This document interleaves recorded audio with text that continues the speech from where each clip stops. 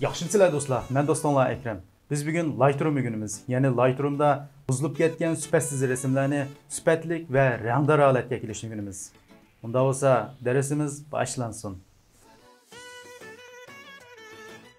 Biz Lightroom'ni ochgandan keyin rasmimizni ekilib olamiz. Qaraydigan bo'lsak, rasmimizningki mayli rang jihatdan bo'lsin, mayli sifat aniqlik jihatdan bo'lsin, nihoyat tushib ketgan. Biz bu rasmni nihoyat sifatlik va rangdor holatga ekilish uchun o'ng tarafdagi ko'znakka qaraymiz.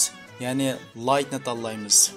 Echilgan ko'znakdan exposure, contrast, highlighters, shadows, whites, blacks. Ya'ni bular orqali biz rasmimizningki yorug'ligini tanishib olamiz. Exposure qismiga chaqilmaymiz, ostidagi contrast biz buni 60 qilib olamiz.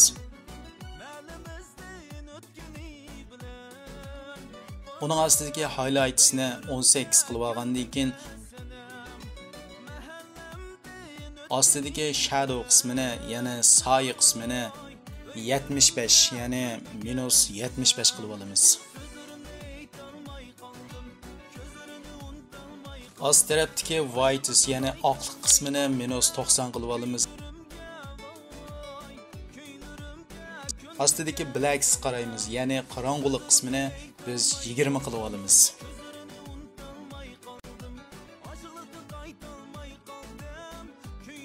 Light qismidan yenib chiqqandan keyin ostidagi color qismini tanlaymiz. Echilgan ko'znakdan temp, tint, vibrance, saturation.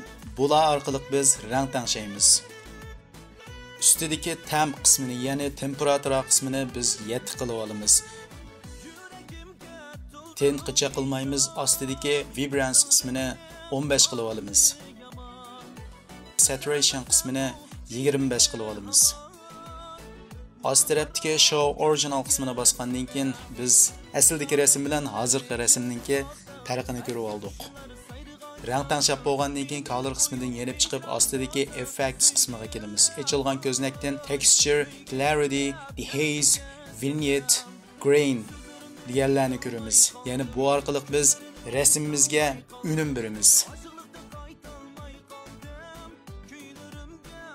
Ustidagi texture qismini minus 100 qilib olgandan keyin ostidagi clarity qismini minus 10 qilib olamiz. Dehaze qismini 30 va vignette qismini minus 30 qilamiz. Rasmga ozroq unum berib bo'lgandan keyin effects qismidan yenib chiqib ostidagi detail qismiga kelamiz. Echilgan ko'znakda sharpening, noise reduction, color noise reduction. Bu üçünün ichidan biz faqat noise reduction'ni tanlaymiz va 40 qilib olamiz.